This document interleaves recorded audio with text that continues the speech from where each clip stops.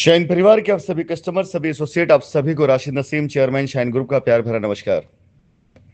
साथियों, पिछले 4-5 सालों से सोशल मीडिया के द्वारा जो भी वॉइस रिकॉर्डिंग, वीडियोस के आदान प्रदान चाहे जैसे भी हुए हों, उन्होंने आपकी सेहत पर कोई फर्क डाला हो ना डाला हो, लेकिन अब जो चीजें चल रही हैं ये पूरी तरीके से कानूनी तौर से फर्क डालेंगी। आज की तारीख में जिस प्रकार से दलालों का साम्राज्य टूट करके ताश के पत्ते की तरह से गिर रहा है, और जहां जहां भी इनके द्वारा की गई ये सारी हरकतें हैं, जिस तरह से सामने आ रही हैं, खुद मैं बड़ा आश्चर्यचकित हूं कि कैसे कोई इंसान इतना गिर सकता है। ये दोनों दलाल, जिसमें सत्येंद्र नाथ श्रीवास्तव और मृदुल त्रिपाठी मुख्यतः इन्वॉल्व हैं, खुली आंखों से इनके तरफ इतने ढेर सारे इशारे हो रहे हैं, इतने सबूत मिल रहे हैं, जो देख करके आज की तारीख में तकरीबन सभी को समझ में आ चुका होगा या आ रहा होगा कि शाइन के प्रकरण में सबसे बड़ा घोटाला करने वाले लोग यही लोग हैं। ये प्रशांत पटेल, एक नया चेहरा, एक नया नाम जो भी आपके सामने आया है। इस प्रशांत पटेल के बारे में इन्हीं के साथ के लोगों ने सूचनाएं दी हैं कि इस लड़के ने काफी ढेर सारे कस्टमर्स की रजिस्ट्रियां कराई हुई हैं उन अथॉराइज पर्सनों के जरिए जिसका कंपनी से कोई लेना देना नहीं है। यानी पूरी कहानी यह है कि प्रशांत पटेल ने अगर अपने कस्टमर की रजिस्ट्रियां कराई या जिसने भी कराई, तो वो रजिस्ट्रियां इसलिए कराई गई है अनऑथराइज पर्सनों के जरिए, ताकि कंपनी को सूचना ना मिले, और कंपनी की सूचना नहीं होगी तो उसके जरिए जो डेवलपमेंट चार्ज लिए गए वो सब ये हड़प लेंगे। यानी अगर 2 लाख, 3 लाख, 4 लाख रुपए कस्टमर से लिया गया, 100 रजिस्ट्री कराई गई, तो 4 करोड़ रुपए, 3 करोड़ रुपए, 2 करोड़ रुपए, ये इनकी कमाई है। तभी घरों के अंदर मार्बल लग गए, गाड़ियां बदल गई, नए मकान हो गए, घरों के अंदर सीसीटीवी कैमरे और ढेर सारे इलेक्ट्रॉनिक उपकरण लग गए, चेहरे की चमक बदल गई और बहुत कुछ बदल गया है।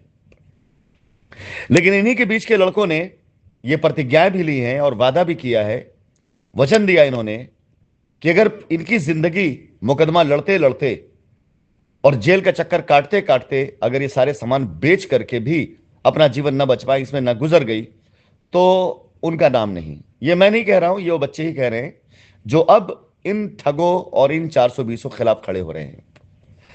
शाइन परिवार के उन कस्टमर्स के लिए मेरी संवेदनाएं हैं, हमदर्दी है, जो इन 2 दलालों के कस्टमर हैं।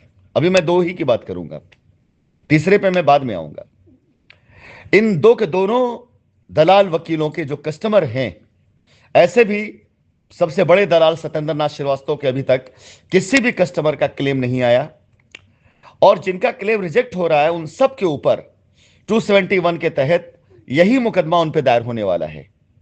यानी मनी लॉन्ड्रिंग, और साथ ही साथ वो सारे चार्जेस आप पे लगने वाले हैं जो कंपनी पे लगे थे। ये कानून कहता है एक भी व्यक्ति का अगर क्लेम खारिज हुआ गलत इंफॉर्मेशन की वजह से, तो उस व्यक्ति के ऊपर मनी लॉन्ड्रिंग एक्ट तहत मुकदमा लागू हो जाएगा। यह कानून कहता है, सेक्शन 271, आप इसे पढ़ लीजिए, कि अगर आपने किसी के ऊपर मुकदमा किया और वो साबित ना कर पाए, तो कंपनी अगर चाहेगी या व्यक्ति चाहेगा तो वो मुकदमा आपके ऊपर आयद हो जाएगा।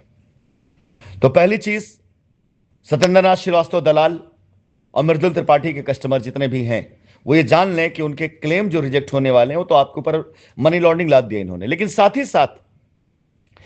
साथ अब इनकी भूमिका क्योंकि संदिग्ध हो गई है। क्लेम अभी आएगा नहीं क्योंकि सुप्रीम कोर्ट का स्टे है, लेकिन जितने क्लेम अब तक डाले गए हैं ना, उन क्लेमों को मैं चाहूंगा ईडी उसकी रिपोर्ट तैयार करे। हम कोर्ट में लेके खड़े होंगे कि देखिए इतने क्लेम आए थे, इतने फर्जी निकले, और फर्जी में भी जिनके फर्जी निकले उनके वकील कितने फर्जी निकले। अब ये लड़ाई लड़ने में मजा आने वाला है। मैं तो इस बात के लिए बिल्कुल आश्वस्त बैठा हूं, जो कस्टमर हम पे भरोसा करता है, कंपनी भरोसा करता है, निश्चिंत रहे, उसकी लायबिलिटी उतारना हमारी जिम्मेदारी है। और जो भरोसा नहीं करता, जा करके 2 कौड़ी की उठाई गिरे वकीलों के चक्कर में, ये सत्येंद्र नाथ श्रीवास्तव मृदुल बैठे हुए दुकान खोलकर, जाइए जा करके वहां पर अपना क्लेम डालिए, मुझे इससे कोई परवाह, कोई फर्क नहीं, क्योंकि इन दोनों वकीलों का क्लेम पास नहीं होने वाला है। और इनके क्लेम ना पास होने के पीछे सबसे बड़ा वजह इनकी भूमिका जो संदिग्ध है इस लूट में, ये सबसे बड़े ये मास्टरमाइंड है।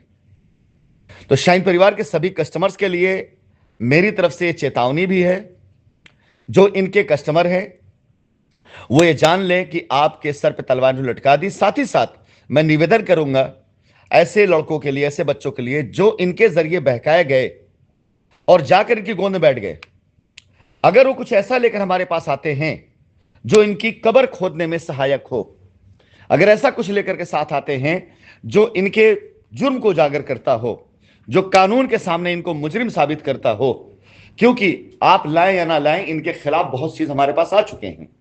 उसकी जब जांच होगी तो आप भी जांच के दायरे में आ ही जाएंगे। तो हमें इस बात की परवाह कतई नहीं है कि आप हमें कुछ देते, इंफॉर्मेशन नहीं देते हैं। आप नहीं भी देते तो भी हमारे पास बहुत सी चीजें आज की तारीख में आ चुकी हैं और उस जांच के दायरे में आप भी आ जाएंगे। अब ये मर्जी आपकी कि आप उस जांच के दायरे में आना चाहते हैं या बचना चाहते हैं। बचना चाहते हैं, आकर के आप कंपनी के साथ खड़े हो जाएं, सही जानकारी लेकर के हम आपको बचाएंगे भी, आपका साथ भी देंगे। कोई भी व्यक्ति ये मान के चल ले कि अगर वो आकर के इनके खिलाफ कोई भी सबूत देता है तो कानून की मदद कर रहा है। इनके खिलाफ ताबड़तोड़ जितने भी अभी लीगल एक्शन होने वाले पेपर वर्क में, वो होते ही अगर उस पेपर वर्क साथ आपकी भी इंफॉर्मेशन साथ में ऐड कर दी जाएगी तो हम सीधा कानून से आपके प्रोटेक्शन की बात करेंगे, मांग करेंगे कि आपको सुरक्षा प्रदान की जाए। अभी जितने लोगों को ये फोन करके धमका रहे हैं उन सब के पास इनकी गई phone call, recording, messages attach करके इंफॉर्मेशन और एफआईआर कराई जाएगी कि जिसमें ये बताया जाएगा कैसे ये लोग धमका रहे हैं लोगों को, कैसे ये लोगों को ये कह रहे हैं कि तुम अगर उनके साथ जाओगे, मिलोगे तो तुम्हारे लिए खराब होगा। फिलहाल इनकी जितनी भी अब तक की राजनीति रही है वो सब समाप्त हो चुकी, खत्म हो चुकी है। अब ये सिर्फ चिल्लाते रहेंगे फटे हुए ढोल की तरह से। लेकिन आप एसोसिएट, आप अथॉराइज सिग्नेटरी, आप कस्टमर और आप ऐसे बच्चे जिसका कंपनी को लेना नहीं था लेकिन आपके नाम पे ऑथराइजेशन बना करके आपसे रजिस्ट्रिया करवा करके पैसा खुद रख लिया, मौज काट रहे हैं और आप आज धक्के खा रहे हैं, आपके लिए मेरा यही संदेश है। मैं राशिद नसीम वही राशिद नसीम हूं।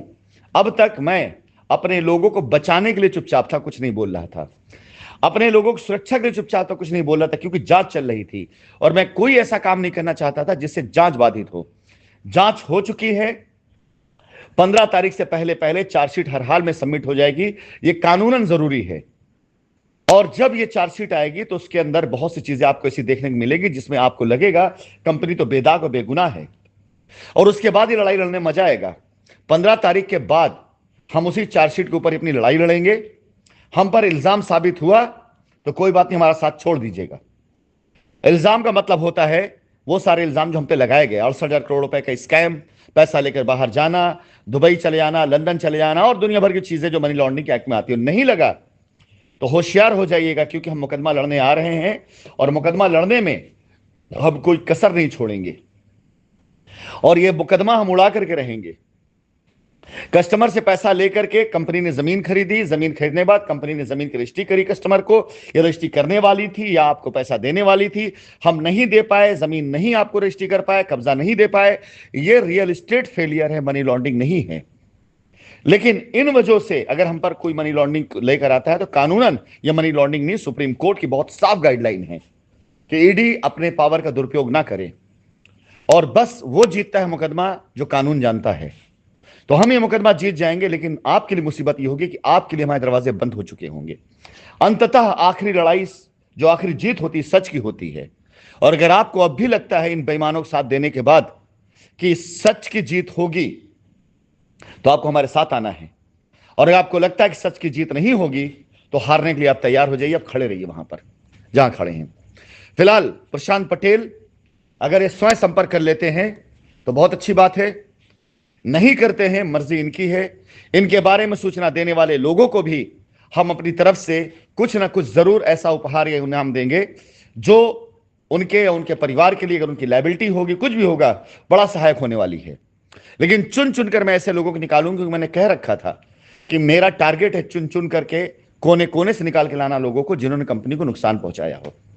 तो प्रशांत पटेल के लिए वक्त है 15 तारीख से पहले पहले कंपनी के साथ संपर्क करके, कंपनी के अधिवक्ताओं संपर्क करके, मुझसे संपर्क करके अपना पक्ष रखें। अन्यथा इसके बाद आपकी डिटेल हमारे पास मौजूद है, आपका पता हमारे पास मौजूद है। एक नोटिस पहले इशू की जाएगी और नोटिस का जवाब न आने पर सीधा एफआईआर किया जाएगा और शाइन सिटी के प्रकरण में जो स्कैम हुआ है उसमें मुख्यतः आपको भी आरोपी बनाया जाएगा।